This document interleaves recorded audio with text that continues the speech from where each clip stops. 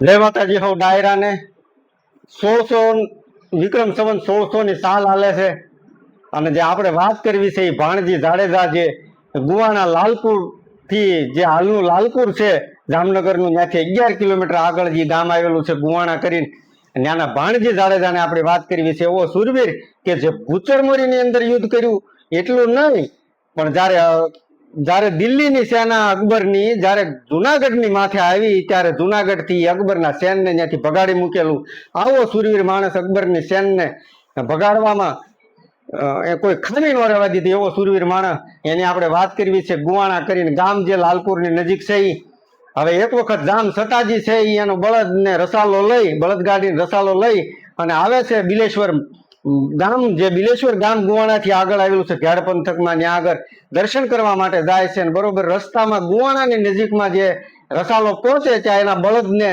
હાનિ થાય છે પગની અંદર ને બળદ લેવા માટે થઈને ભાણજી કાકાના ગામમાં ગુવાણામાં જાય. ભાણજી કાકાએ કીધું જામ સતાજી તમારે જે જોતો એ બળદ તમ તારે લઈ જાઓ અને બળદ આપે અને પછી ભાણજી જાડેજા છે અને જામ સતાજીને એમ કહે છે કે જામ તમારે ક્યારે પણ ગમે હવે કામ પડે ત્યારે મને કહેજો, હું હાજર થઈને ઉભો રહીશ. પછી એક વખત જ્યારે જુનાગઢની સહાયની માંગણી થઈ જામ સતાજીને ત્યારે જુનાગઢની ઉપરાણું લેવા માટે થઈને એની ફોજની અકબરની જે સેના આવી હતી જુનાગઢ માથે ચડાઈ કરવા એની સામે યુદ્ધ કરવા માટે થઈને ત્યારે આ સેનાને બોલાવવામાં આવી ત્યારે ત્યાં આગળ યુદ્ધની કાંક વાટાઘાટમાં ના પડાણી કે યુદ્ધ નથી થવાનું. ત્યારે ભાણજી જાડેજા છે જે ગુવાણા ગામના એને કીધું કે યુદ્ધ કર્યા વિના તો અમે પાછા જાય નહીં, કારણ કે અમે યુદ્ધ કરવા માટે થઈને આવ્યા, યુદ્ધ કરવા માટે થઈને આવ્યા એટલે પાછા અમે જાય નહીં.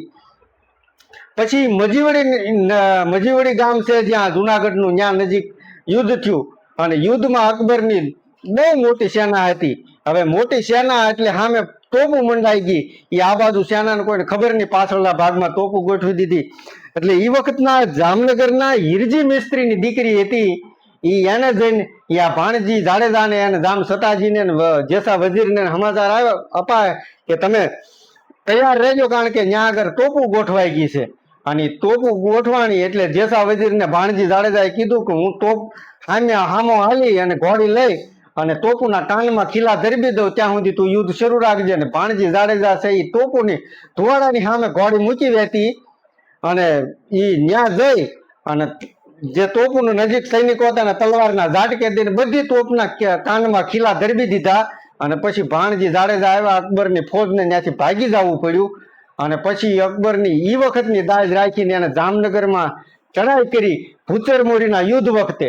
અને ભૂચરમોરીના યુદ્ધમાં છે એ ભાણજી જાડેજા છે એ યુદ્ધ કરતા કરતા એ વખતે વીરગતિને પામેલા. એ વખતે ભાણજી જાડેજા પોતાના 4 ભાઈઓ છે એ ભૂચરમોરીના યુદ્ધમાં કામે આવેલા. આવો સુરવીર માણસ જામ સતાજી ને પણ આવા સુરવીરની જરૂર પડે એવો સુરવીર. એ વખતે 1648માં શ્રાવણ વદ હાતમને દી ભૂચરમોરીનું યુદ્ધ થયેલું અને યુદ્ધમાં ભાણજી જાડેજા છે જે ગુવાણા ગામના એના 4 ભાઈઓ કામ આવેલા, ગજળજી બાપુ, રામાભી બાપુ, મોકરજી બાપુ અને રાજાજી બાપુ અને ભાણજી એમ 5 ભાઈઓ હતા. એમાંથી 5 ભાઈઓ વખતે ત્યાં આગળ ભૂચરમોરીના યુદ્ધમાં છે કામ આવી ગયા.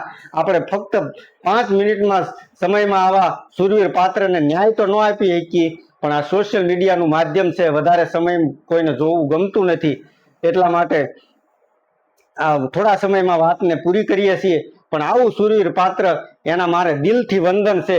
અને બીજી એક વાત કે લાવડિયાના રાજેન્દ્રસિંહ જે જાડેજા છે ઇતિહાસના બહુ માહિતગાર માણસ છે, એને મને આ વાત કરી અને જ્યારે પણ સૂચન જોઈએ ત્યારે એ મને સૂચન આપે છે.